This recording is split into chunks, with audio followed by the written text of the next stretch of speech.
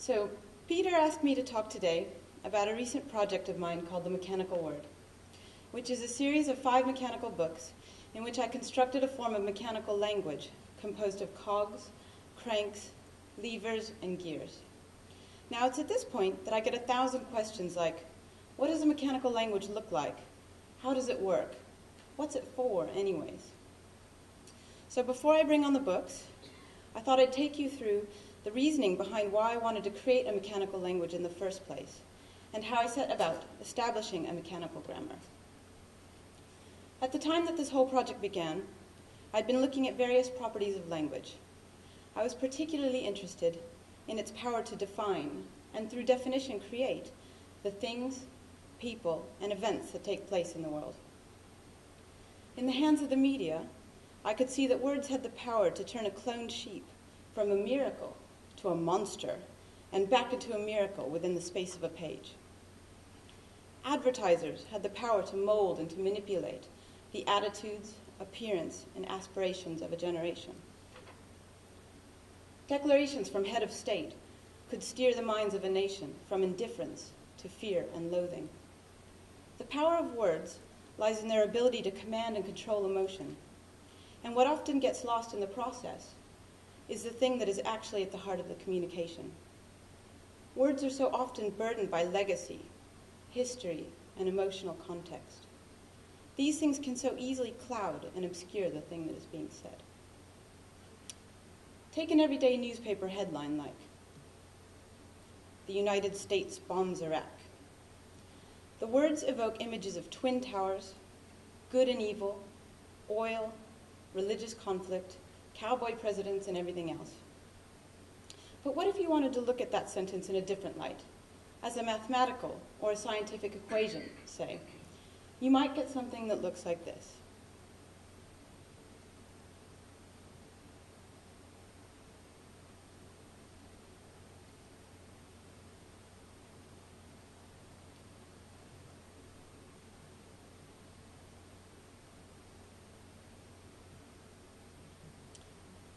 So I thought about that and wondered, could there be another kind of writing system that would allow you to peel back the complex histories embedded in proper nouns and the prejudices tied up in emotive adjectives? Could you abstract language in such a way as to allow you to communicate the core essence of a thought or idea? And if you could, would this allow people to receive a different perspective or a clearer understanding of information conveyed in any given event? So that was the problem I set about to solving. And to be sure, this was a pretty big problem. I had no idea where to start. So the first thing I did was look at how we are taught about words, how they are ordered, what part they play, and how they line up next to each other. And I came across this page from the Montessori grammar book. What I liked about it was the idea of relating abstract symbols and shapes, taking circles and squares, and assigning them to parts of speech. Triangles representing nouns, colors representing adjectives, and so on. I started to play around with some simple sentences, breaking them down into geometric forms. So here we have a very simple sentence. Jill pushes Jack.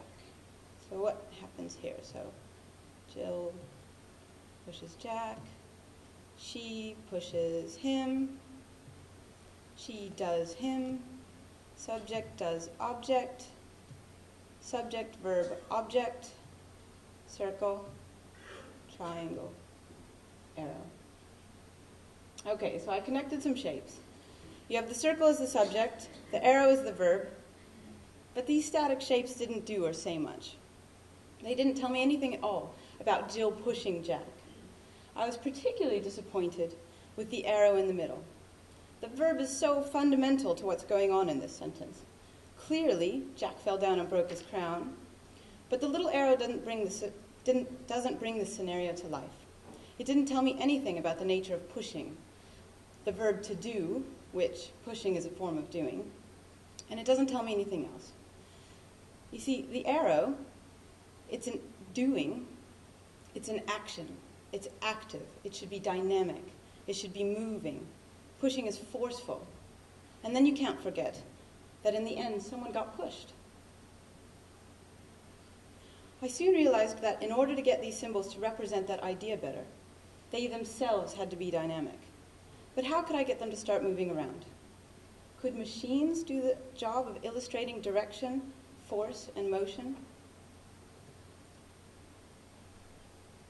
So I started to play around with that idea. And here's an example of what I began to imagine a conversation between a guy and a girl might look like.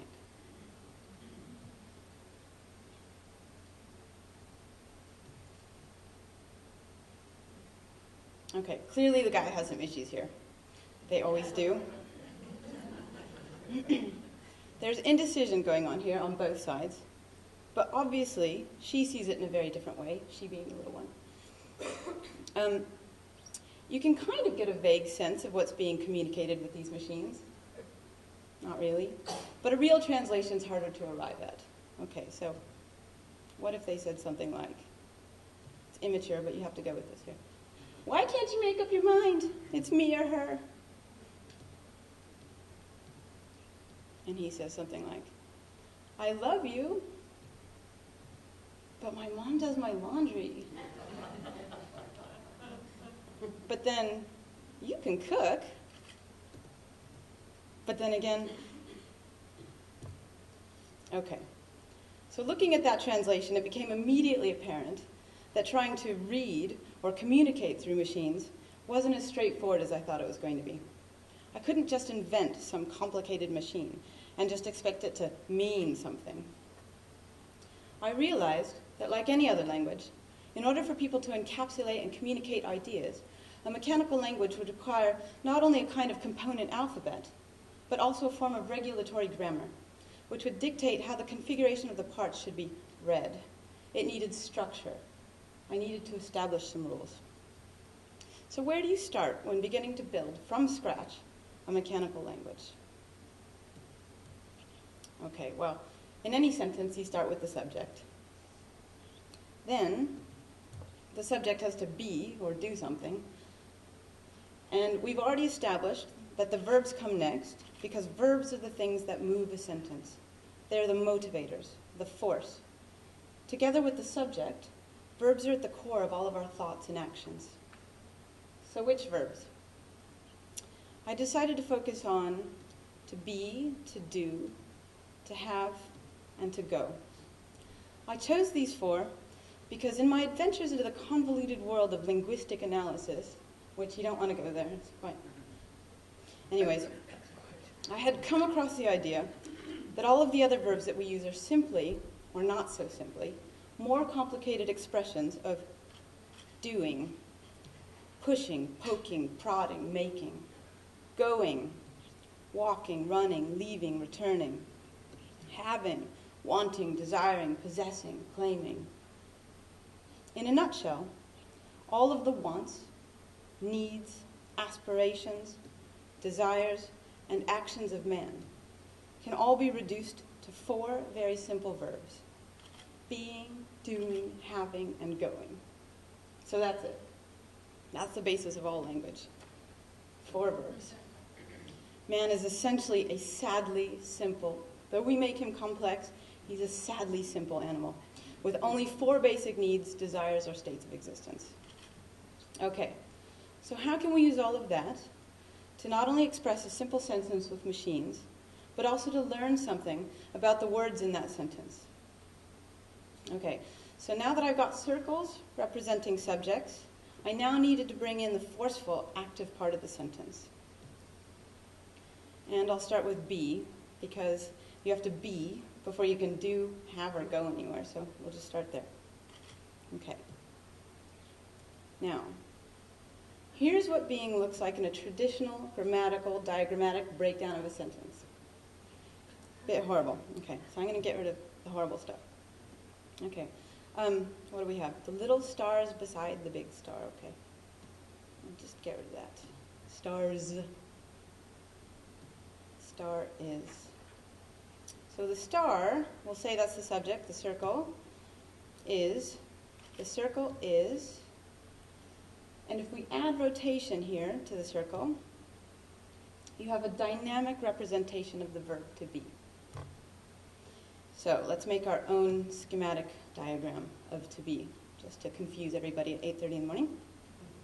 Okay, so you have you add some rotation to that circle, clockwise, plus happy.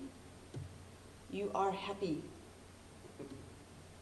Counterclockwise, you are unhappy, you're sad. Not rotating at all, you're neither happy nor unhappy, you just are. Okay. With all of that established, let's see if we can create a simple sentence. We'll start with something like, you and I are friends. Okay, so we've got here two subjects. We've got you, little blue guy. You got I over here. And you and I are in a shared state of friendship, represented by the stripy bit there, okay? Now, if you and I are friends, how does your being affect my being? So we'll add some rotation to you. Say, you are being a jerk. And the result of that is that I am no longer in a state of friendship with you. I'm over there in the black bit, i.e., I hate you. But then, if you reverse that rotation, and you start being nice, I will resume my state of friendship with you. Okay, so what's the point of all of that? Okay, we'll go on here. Maybe, by looking at that situation in a mechanical sort of a way, you can see that being, your state of being, might have an effect on other beings, right? So it makes you ask, what does being do? Am I just being here? Does my being influence anything? Does it cause anything to happen? Well, sometimes it does. Okay, so we're just going to go crazy with that for a second and see where that leads us. Okay, here we have you again, sitting in the center. And you are connected to all these other things. Your being can kick off a chain of events that even though I may not be directly connected to you, I am, or am not. Oh, I've got this funny thing at the bottom of the screen. You'll have to forgive that. I am or am not something or other. I'm getting blown apart here. As a result of something that you are or are doing. So being seems to be connected to doing. Okay, so we're going to go there next.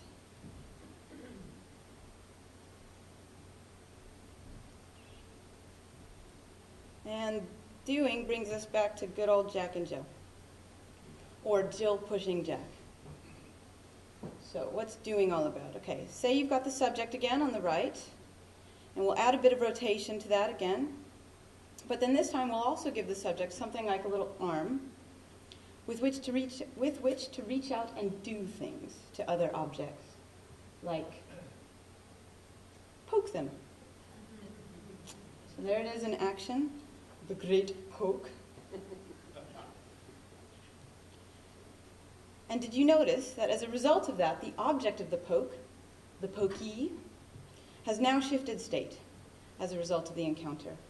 So when you look at it this way, you get a couple of different ideas about what doing is all about. First of all, you start to see that words and actions don't usually exist in isolation. Words act on each other. They have an effect on each other.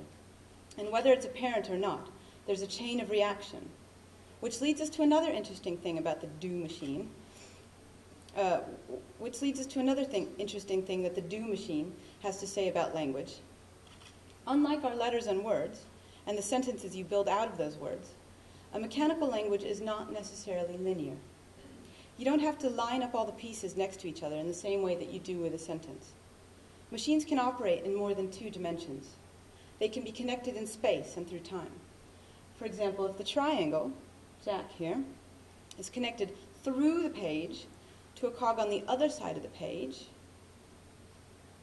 clever little, PowerPoint madness here, which is in turn connected to another cog and so on. Let's see. I'll show it to you in another way so you can see it better. Okay, so there it is. You've got the two pages, two different sides of the pages. And the one on top, the black and white one, you've got Jill pushes Jack. like that. And then there's an axle connecting Jack, the triangle, through the page to the cogs beneath. And suddenly, the equilibrium between the cogs becomes upset by something that happens without them even knowing about it, on the other page, in a different time and in a different place. So if you expand that, you might get something like, Jill pokes Jack, Jack falls down and breaks his crown, Jack loses his job, Jack can't make his mortgage repayments,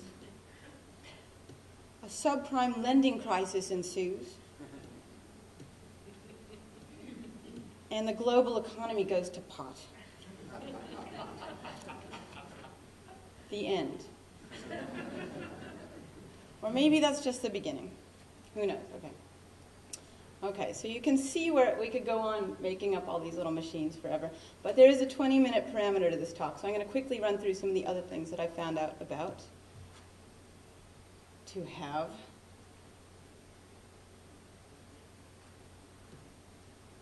Here it is, have the machine.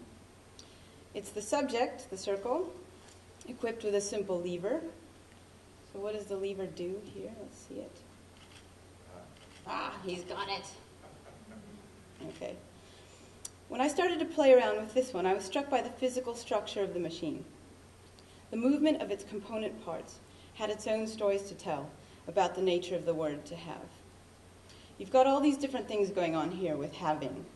There's the circle with the lever, the haver, which means that the subject now has the ability to leverage things towards itself. And then you've got the triangle who's being had, the havee.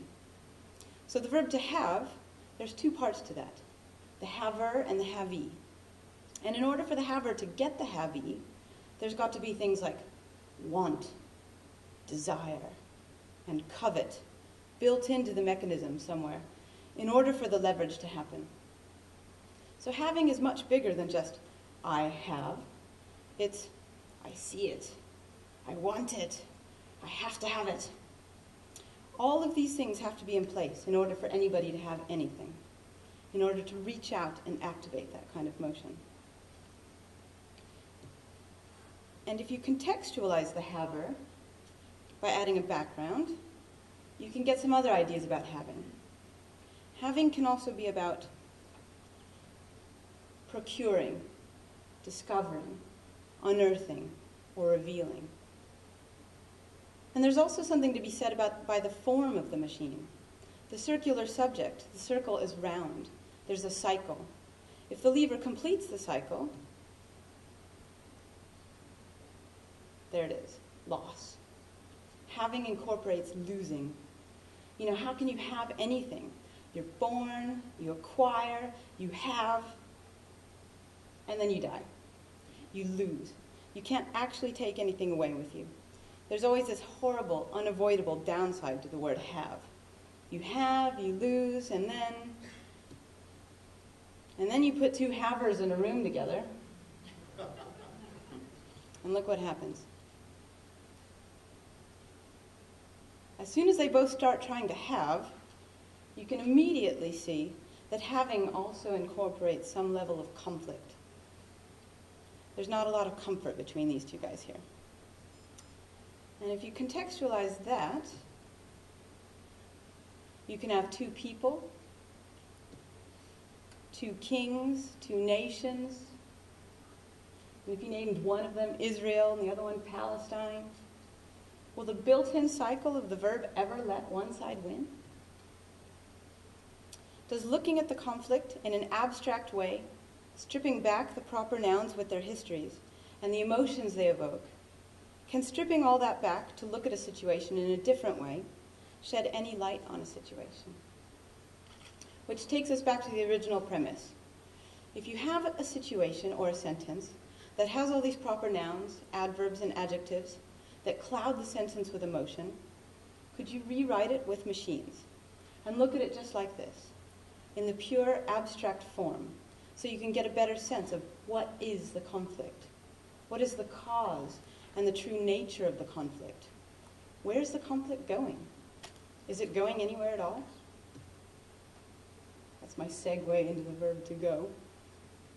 Okay, so going. When you try to give go a machine body, the physical problem of trying to get a circle to go anywhere throws up some interesting ideas about what going is all about. The problem lies in the fact that the circle isn't physically capable of going anywhere at all by itself. And it makes sense. I mean, you don't just go anywhere for no reason at all. There's always an additional component to motion. You go across the room to the kitchen because you're hungry and you want to get some food. So if we break that one down and look at it, you start to see that going always comes in pairs. There's a good pair. The cat runs away from the dog. Or the boy lunges towards the girl. Frustrated, the boy leaves. So what does that look like in full motion? Okay, so cat runs away from the dog because the dog is a generally repugnant and smelly beast. The boy is attracted to the girl. So you get the picture. Not only that the subject is inextricably linked to some object somewhere by an urge or a kind of compulsion or repulsion, but you can also see in the compound machine that going has a directional force involved, and that where you're coming from or going to matters. In other words, direction counts. It's kind of like a modifier in a sentence. It adds information about all of the elements surrounding the act of going. For example, you got us versus them. And if one of us goes over to them, is to desert. He's a deserter. But if you flip that around, and you start off the other way with one of the guys in the blue camp, and reverse the direction such that one of them decides to come over to us, to convert. He's a convert. So again, the context, the way you put these symbols together, whether they are leaving or joining the group, decides whether or not it's a positive or a negative thing, deserting or converting. Okay, so I think I'm very close to my 20 minutes now here, so I'm just going to show you some of the actual books here, one of them, a couple of them. So all of the ideas that I brought out to play with here appear in their own way in each of the books that makes up the Mechanical Word series. In this talk, I've pulled out some of the sketches and the animations that were generated in and around the creation of the mechanical language in order to give you a few different thoughts about the hidden dynamics of language and the way that words have their own laws, which govern the relationships and interactions between them. This is the book, the last one in the series, called Long Gone to Go. And you'll notice that there's two different sets of text. The black and white side is where I introduced the grammar, the verb in its isolation. And then I did some text along with that sort of highlights the circles and shows the actions and the dynamics within that sentence, sort of the grammar intro part. And then this side is in a more complicated sentence with a poem by a Scottish poet named Richard Price. So that sort of illustrates what's going on between the characters involved on that one. And I'll just quickly, that's the set of 5. This is a close-up of wrecking ball, to be, hard done from, to do, hold up, to have. That's the flip side of that.